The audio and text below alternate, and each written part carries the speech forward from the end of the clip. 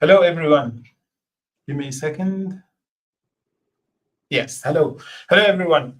If AI means anything to you, if analytics mean anything to you, then you must be listening and watching this today. We have an amazing conversation waiting for us today with the fabulous Scott. You surely know him. You've probably seen him. Today, he represents only himself. Disclaimer, Scott today does not represent Gartner. He represents Scott. And we're very happy to have him as Scott. Scott is an amazing trailblazer in artificial intelligence, in data science, in analytics, with over 3 decades of experience. Scott has collaborated with some of the world's most iconic brands, Mercedes-Benz, Biogen, Morgan Stanley, just to name a few, driving innovation in AI, mentoring the next generation of tech leaders. With almost 100K followers on LinkedIn, Scott is not only a top voice in the field, but also a generous educator, sharing advanced techniques with both novices and experts. In this interview, we will explore Scott's journey, his strategies for impactful AI deployment, and his insights on the future of data-driven decision-making. Prepare to dive deep into the world of cutting-edge analytics and the role of AI in transforming industries. Scott, welcome to the show. Thank you so much for having me, Mark. I'm really excited to be here. I can't wait. Thank you. Thank you. It's an honor to have you. Frankly, 3 decades of experience. And coming up on 4. I am older than dirt. I started in 1986. My Lord. That's amazing. That's amazing. Okay. I remember when.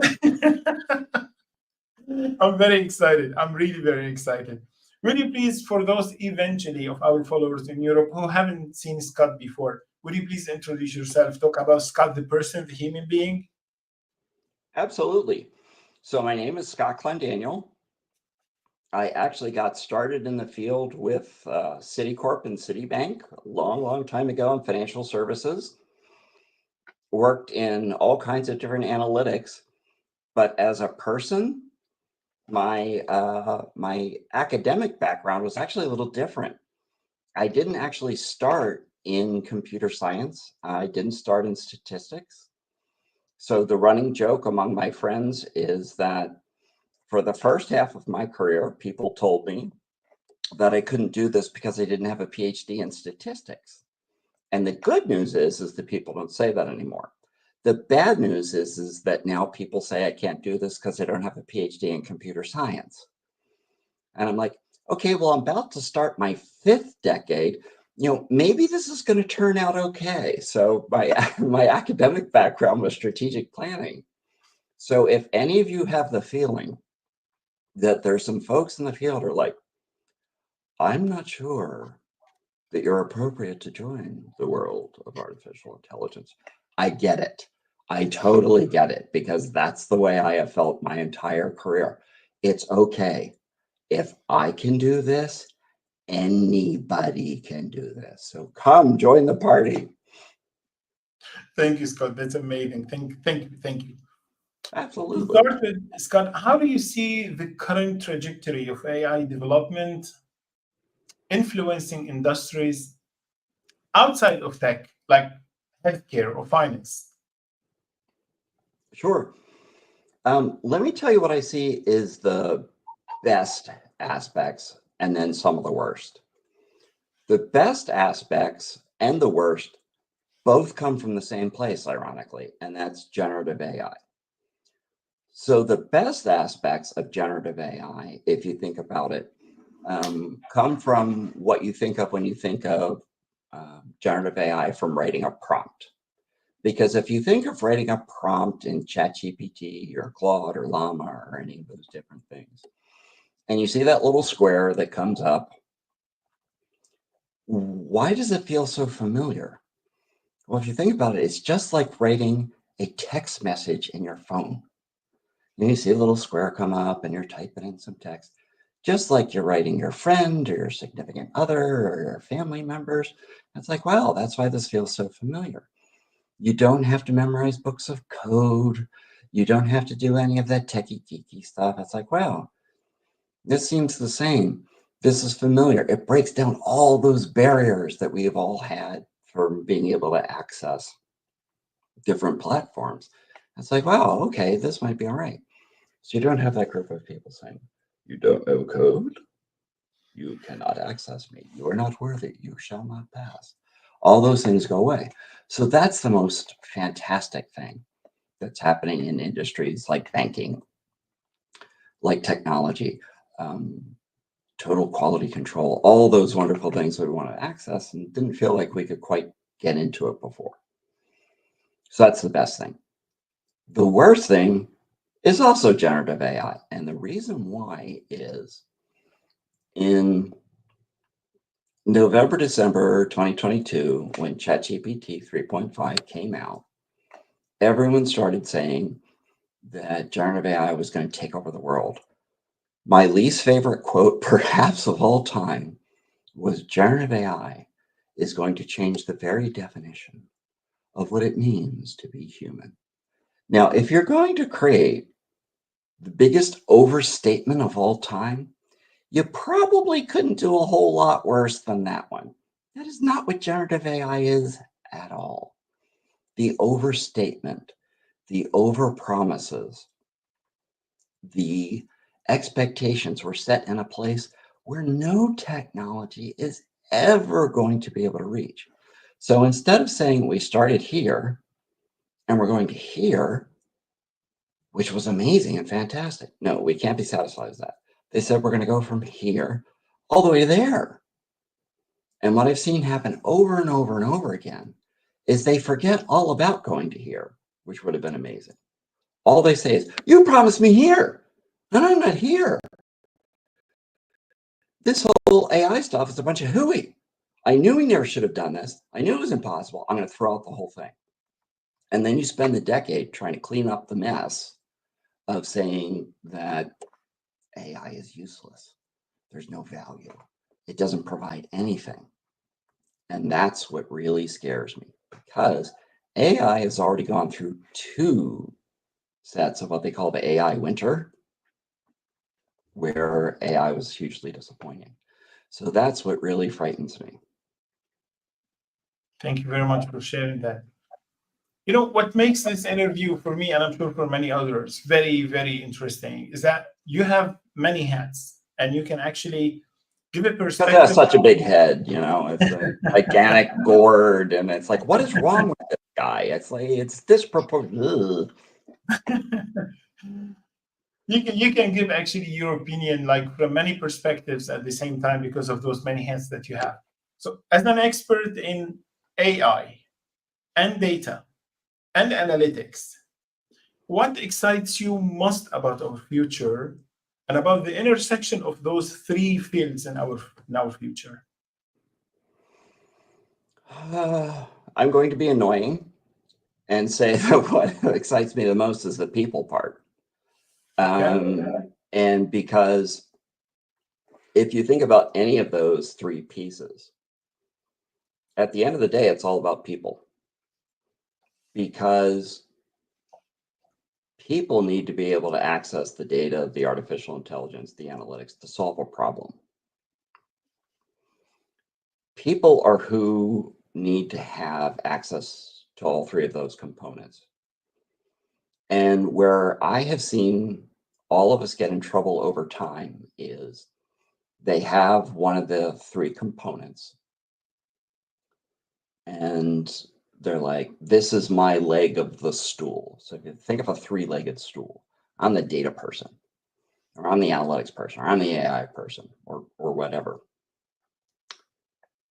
But you have a person who needs to sit on the stool and for the stool to be steady to be able to solve a problem. And if you only like one leg of the stool, try and get that stool to sit steady without the other 2 legs. Doesn't work really well. So when you go to your internal stakeholder, that's the person who has the problem. That's the person who needs the problem to be solved. So if I come running in and saying, I'm the data guy, my leg of the stool, really cool. You're going to love my leg of the stool. Great. But the stool doesn't stand without the other 2 legs. You need to provide the whole solution. You need to serve that person. That's the person with the need. That's the person who hires you. That's the person who might fire you. That's the person who might promote you. That's the person who has the need. That's the person who communicates with you. That's the person who sets the parameters of your project. So you need to make sure that all three of those components are working together. And so what excites me about all of those three is that coming together and forming a really sturdy stool to help everyone work together and fix the person's problem. And I think if all of us focus together with that mindset, we would get so much further, so much faster, and everyone would be a lot happier. Absolutely. Thank you, Scott, for sharing this. Scott, I want to go back one step. You remember what you said, that when AI was introduced, everybody was promising, almost everybody was promising, that we're not going from here to here, but we're going up to here. And that set actually expectations very, very high. And that at the same time created a lot of misconceptions. Yeah. A lot of people started imagining, oh, AI tomorrow will do this and that for me. And those were things that even today, optimist people about AI actually do not say. So, in your experience, in your knowledge, in your discussions with partners, what are the biggest misconceptions that people have about AI? And when people actually say this before you, how do you address those misconceptions? It's difficult. I have met with many clients who are very smart people. And when you tell them that some of their expectations are way higher than what the technology can provide, many of them look like you just kicked their puppy. And they do not want to hear it because the media likes to tell great stories. I love great stories. We all love great stories. Yes. But the more fantastic the story, the more copies get read. And that's just the way of the world. When you then come in and say, well, maybe the hero doesn't vanquish all of the villains in the first 3 minutes. Yes. That's really disappointing. And you sort of need to let some of the air out of the balloon. And so you need to be really careful with that. And instead, you need to sort of set more appropriate expectations. And the way I've approached it is to say, you can be the hero of the story. It just might take more chapters than you're expecting. So let's find the way to get the earlier wins. So there are a couple ways to communicate that. One of them is that simple AI is successful AI. Boring AI is profitable AI. And the third one is the only time in my life I have ever had myself quoted back to me, which makes me chuckle because I'm not all that smart, which is model and magic are both 5-letter words that begin with the letter M. But it's really important to understand the difference between the two. Yes. And I think that the media confuses the two. You need to understand that models are great, but they're not magic. And take it step by step. A lot of people don't understand that this has also been going on for a really long time. So the first conference on artificial intelligence, 1956. Yes. The first diagram of an artificial neuron, 1943. The first technique that was used, that we still use today for artificial intelligence or predictive analytics, linear and logistic regression, 1807. Okay, so we have a long history, and those pieces we still use today, and they can be wildly profitable. Some of those projects have an ROI of 1,200%. So maybe we can start with those. A lot of this stuff can be done in Excel.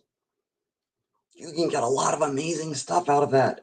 So do not hear the message that I'm anti-artificial intelligence. Nothing could be further from the truth. I'm anti over-promising artificial intelligence. There's a big difference. Amazing. Thank you for this. I was having a chat just yesterday evening, with a colleague about AI and what AI does today, and the kind of answers, particularly GPT, the kind of answers that it gives you when you put a question. And in my opinion, OpenAI could have done way better with the humongous budget of $157 billion today. Value, sorry. That's They more than could I make in a year. I don't know about you, but They went recently for another round of funding, and they valued the company at 157 billion. And I was saying to myself, how come a company with such a budget is not able to put the minimal controls over the kind of answers it gives? Like, for example, I sometimes find it absolutely silly. It doesn't understand, or it doesn't see that 47 is smaller than 49.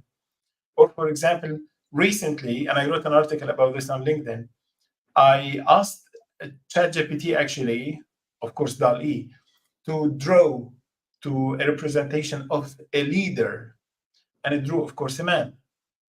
And I repeated again and again and again 7 times before it finally decided to maybe portray a woman as a leader.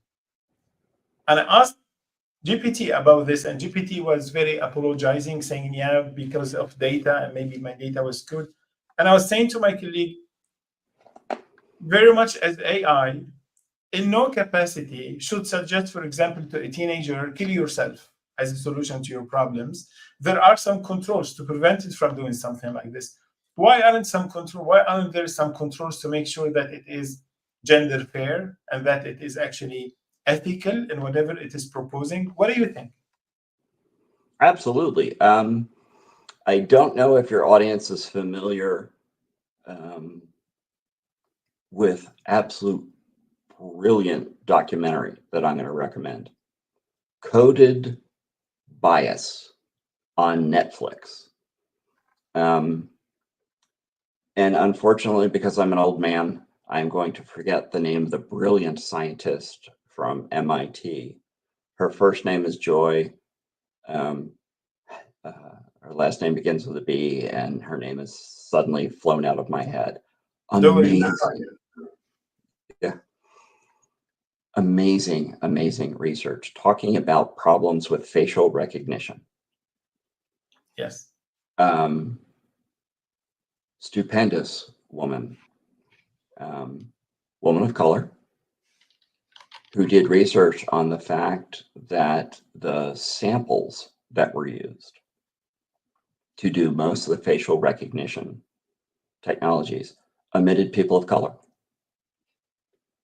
And all of the horrible outcomes from that, including when London in their Metropolitan Police Force, when they were doing facial recognition from all of the camera systems there,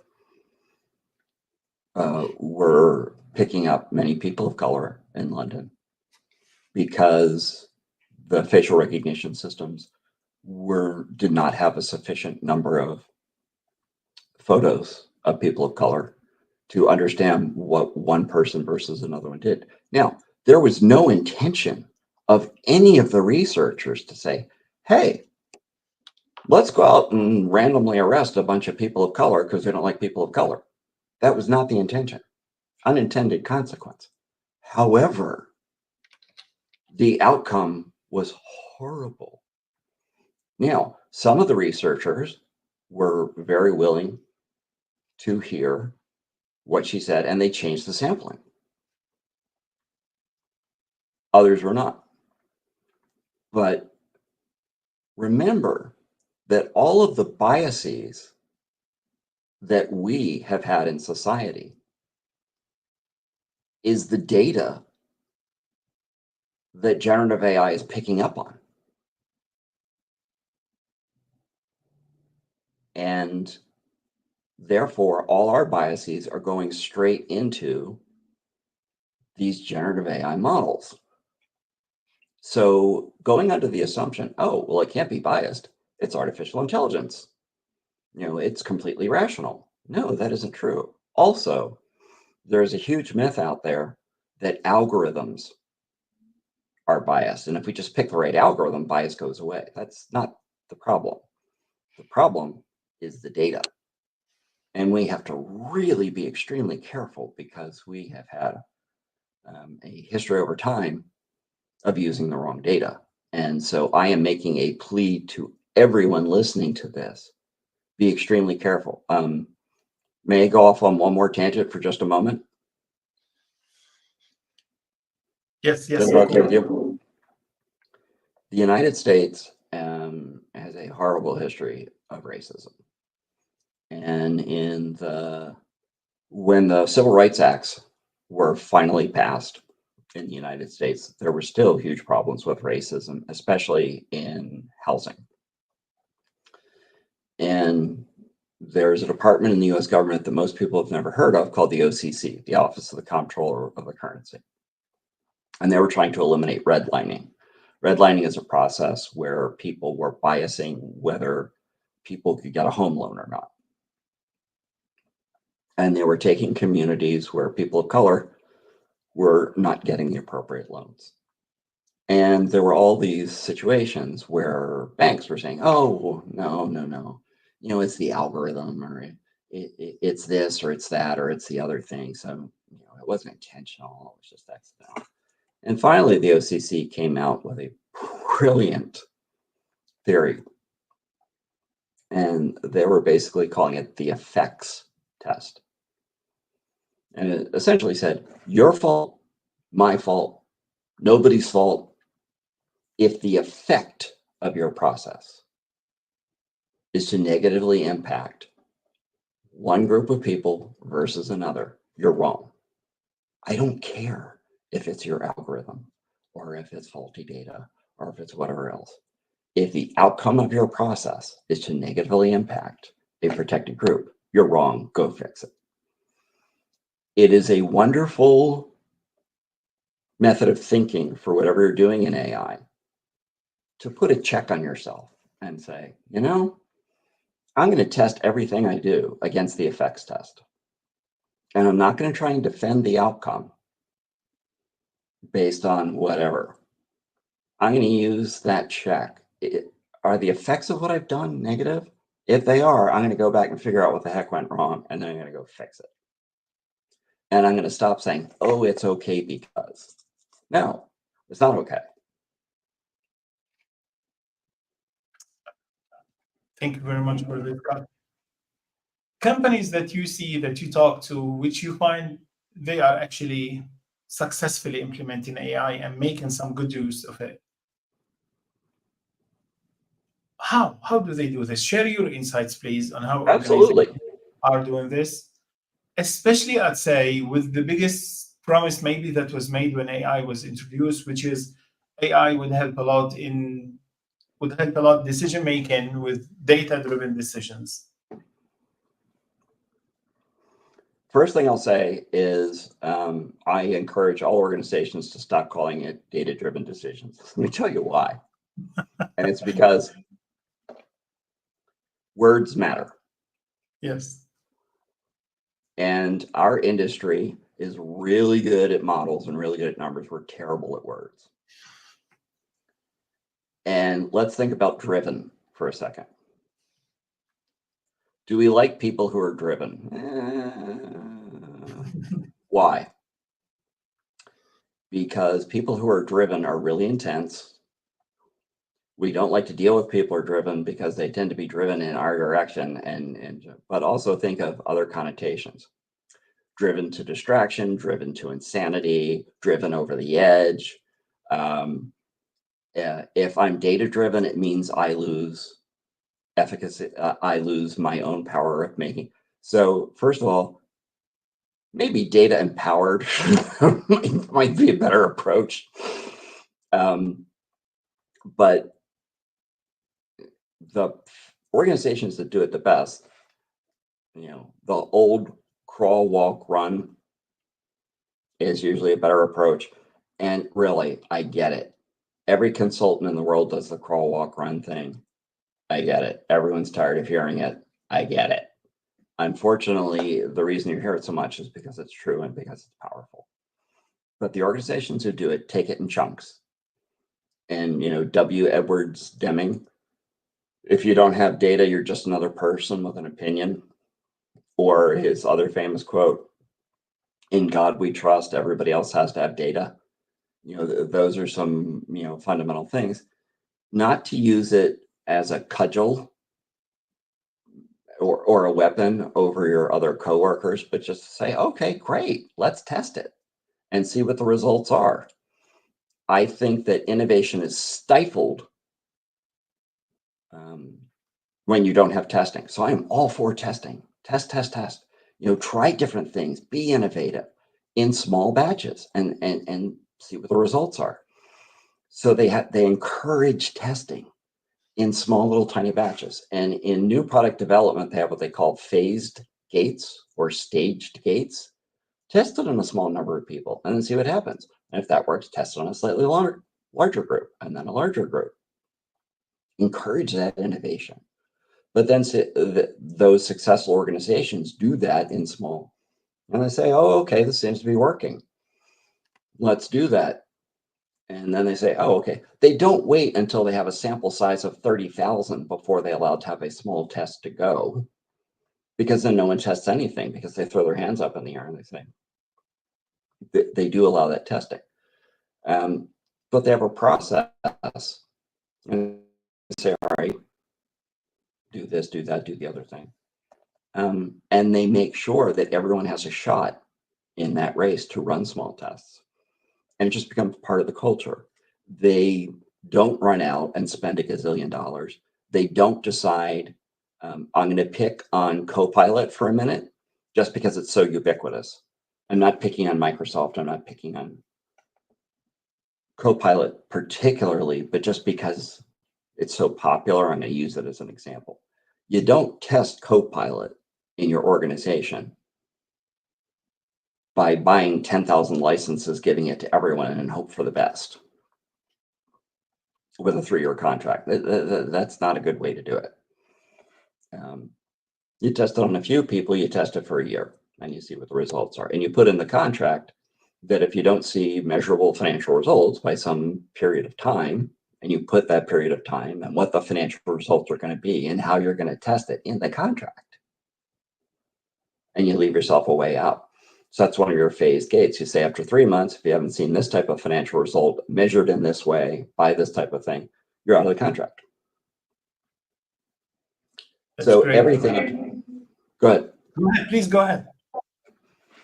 But you put that in the contract because if your vendor is saying you're going to see this type of result, and so that's why you should have it. Great, fantastic. In the agreement, we're going to put in what are those measurements, what are the results, and what's the time period. And that goes in the agreement. And if they're not willing to put it in the agreement, what does that tell you? That they're not sure it would. And then you have service level agreements between departments in an organization. Oh, you're sure it's going to hit this? Great, fantastic. Let's test it. But then we're going to have a back door to say, and if it doesn't reach it, this is how we're going to get out of it. Great. Thank you very much for sharing this. Talking back about the ethics related to AI. Yes. What role do you see ethics play in AI implementations, and how do you believe can companies ensure that actually they are using AI responsibly? One of the things I recommend is to look at what global organizations like, I'm picking one at random just because I know it, UNESCO. Yeah. Let's say, look at a couple, let's say 3. Take a look at what their charters are saying are good guidelines for ethical charters. Don't do it on your own. And also don't take their guidelines as gospel. Don't say, oh, well, UNESCO said this must be the way to do it. but figure out what global organizations are doing or local organizations are doing, your local chamber of commerce is doing, to get an idea, because these topics are really complicated. You shouldn't try and do it on your own, but get some feedback on what are the different things you should be considering. Involve your compliance department, involve your legal department, obviously, involve your employees, and say, what are the things we should be thinking of? I also suggest that you start with sort of the global things: transparency, interpretability, human in the loop. What are our measurements going to be? Ethics are great, but how are we going to know that we are acting ethically? What's our review process going to be? Start with what the principles are going to be. Don't create a 1,200-page document because no one's going to read it. Do it in stages. Have a regular review process. Get a lot of eyeballs on it, and circulate it around. Start with a much smaller document, add to it over time, get a lot of feedback. Those are the best ways to get an ethics policy off the ground. Great, thank you, Scott. Scott, in your view, for all of those companies who are trying to implement AI, let's say for the next 5 years, what would be the biggest challenges they're gonna face? Adaptability. I think it's time for us all to realize that what you need in a 5-year plan is not, this is the software we're going to use. This is the algorithm we're going to use. This is the, we know these are the 5 projects we're going to use. Let's put that on the side a little bit and instead say, we know that we're going to have to constantly upskill our staff. We know that whatever we plan right now is going to change. We know that our hiring needs are going to change. Let's stop pretending we're going to know what happens 5 years from now. I think it was Eisenhower who said that plans are useless, but planning is everything. So then what do we put in a plan? We don't throw our hands up in the air and go, oh, it's all going to change, so we're just not going to do planning anymore. What do we know? That everything is going to change. So what's your monitoring system? Who's in charge of keeping on top of the trends? Who's in charge of making things adaptable? You know that traditional training and upskilling doesn't work. So are you putting tiger teams together on a regular basis? Are you putting things like regular lunch and learn hackathons for teams to work on current problems? Who is putting into place weekly discussion groups on what's happened in the news this week and discussing it with regular employees? Who is in charge of saying, hey, this has all changed this week. How are we going to adapt? Who's leading those discussions with employees? All right, I bet you don't have those things in place. You know you need them. So who's working on that? So you may not have the plan for which software is going to be in place, but who's in charge of keeping on top of what software needs to be in place? That's what goes in your plan. So adaptability, flexibility, because I know you don't have those things in place. That's what you need to be planning for. Great, thank you for this, Scott. Scott, talking HR in the job market. More and more companies are trying to use AI to better leverage actually their selection process and to get the best candidates. And at the same time, candidates also are using HR to improve their resume, to improve their presentations. How do you see AI in the next 5 years impacting the job market, both positive and negative? One of the things that worries me, and I've done a lot of interviews with folks recently, is that fear seems to be driving everything. Mm-hmm. Fear is driving the HR department in terms of who to hire.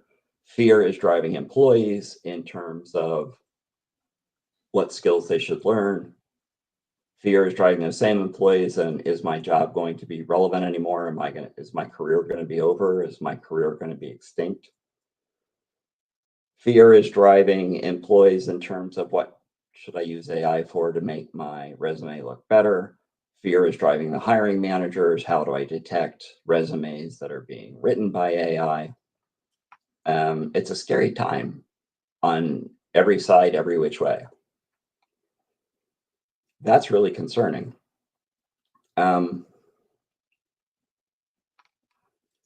It's also moving so fast that you see employees like those darned HR people, they don't know what they're looking for and they can't see the value in my resume. Meanwhile, the HR people are going, we don't know what we're looking for. To some extent, what are you expecting the HR people to do? Because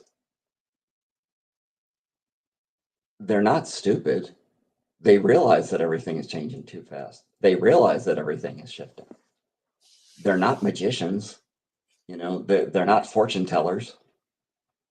They also know that hiring managers aren't always sure what's going to change. So let's everybody take a breath.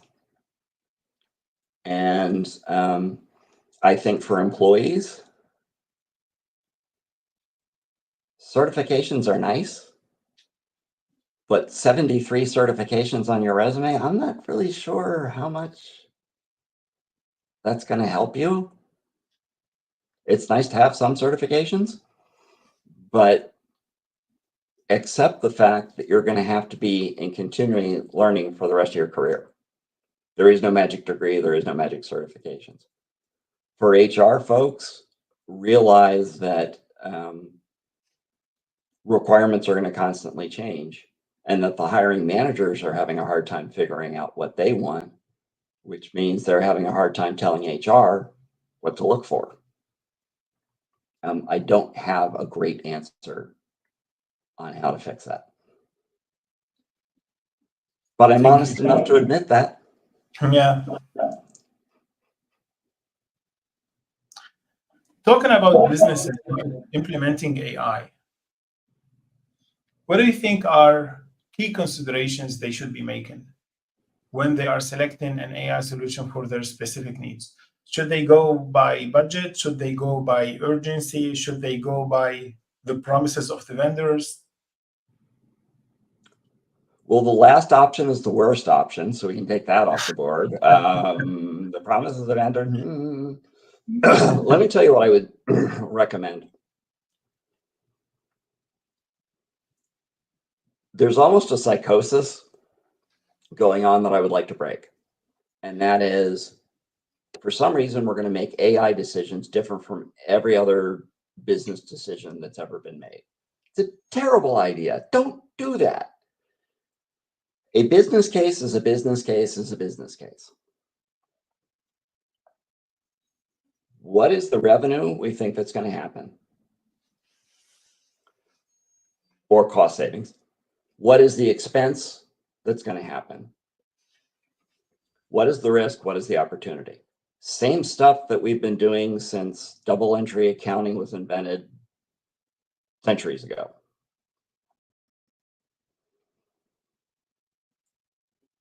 If we were going to buy widgets, if we were going to figure out how many new locations we were going to open, how many new stores we were going to open, if we were trying to decide, make any other business decision, that's your starting point. Just because the words artificial intelligence are injected into the process does not change the fundamentals. I get really scared when people start saying, we need to do this because if we don't, we're going to, drum roll please, fall behind.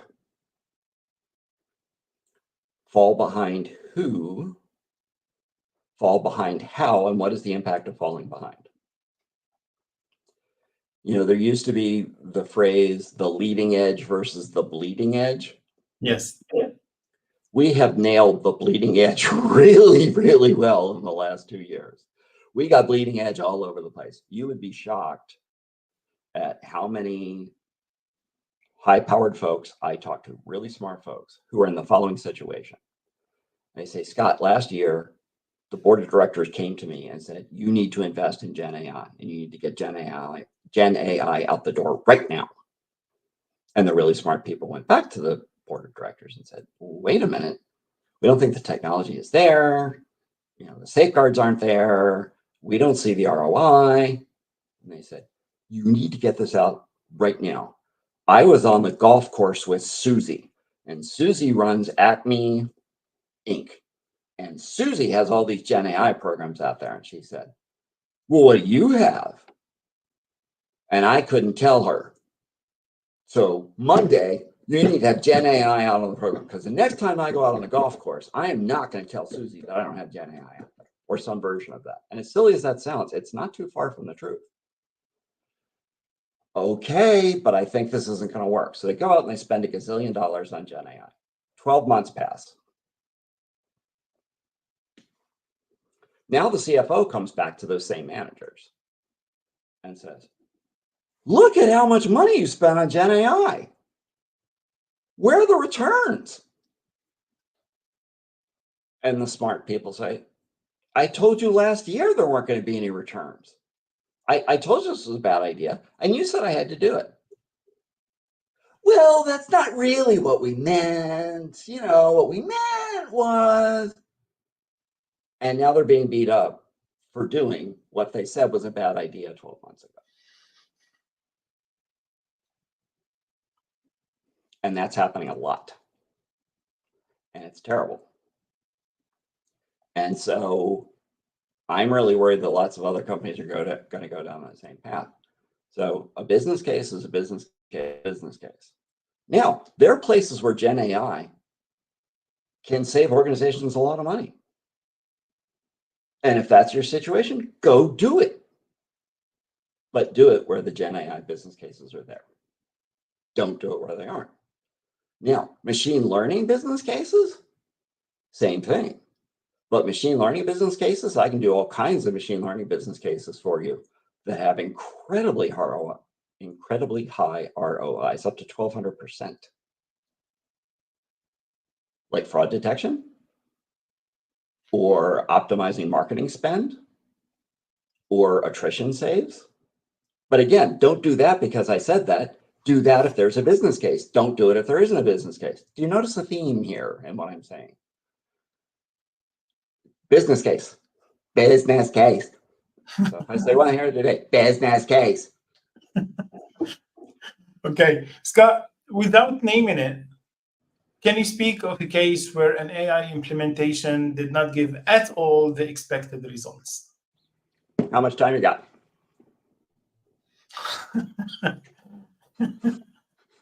Let's have maybe 1 or 2 examples.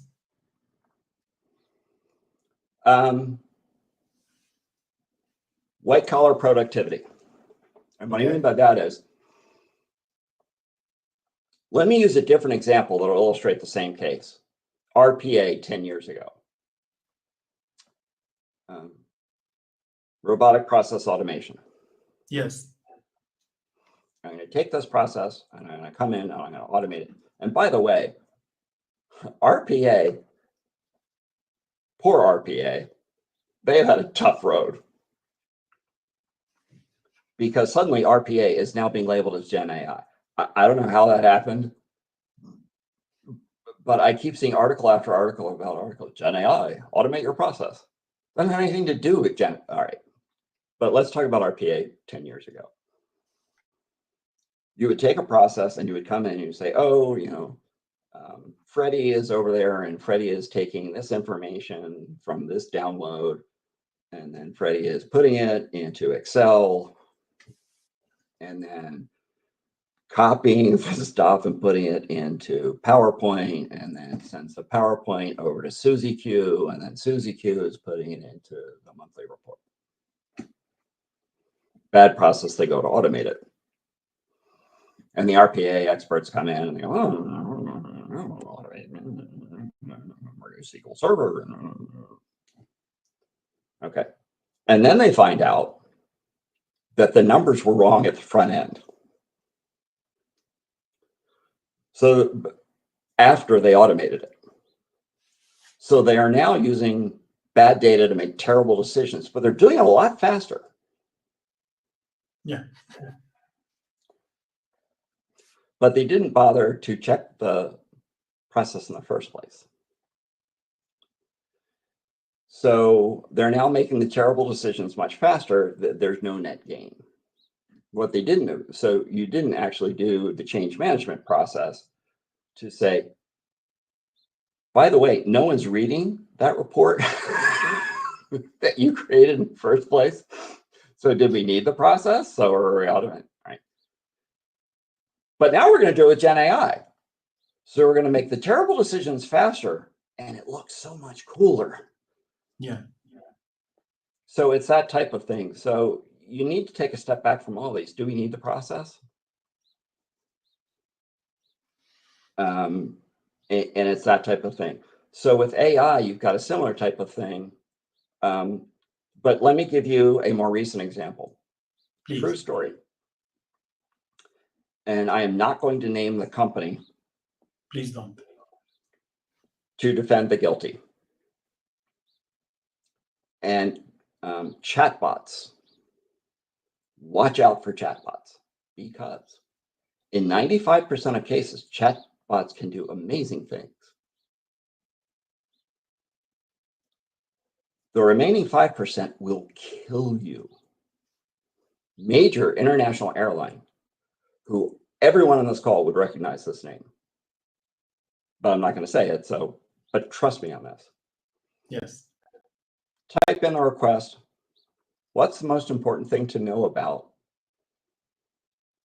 child carriers on a flight? Not all that odd a question, because lots of people have little kids, and you know, child carriers are a pretty common thing to take. Yes. The answer: pack seafood. Huh? Kid you not. Now, first of all, I was not aware that child carriers ate. Nor was I aware that seafood was their meal of choice. This was 8 weeks ago. Very, very recent. So you can sit, now the statistic being 95% accuracy is great. But, you know, Murphy's Law will also tell you that the odds that the 5% of the people who get those crazy responses, being the husband of a newspaper editor,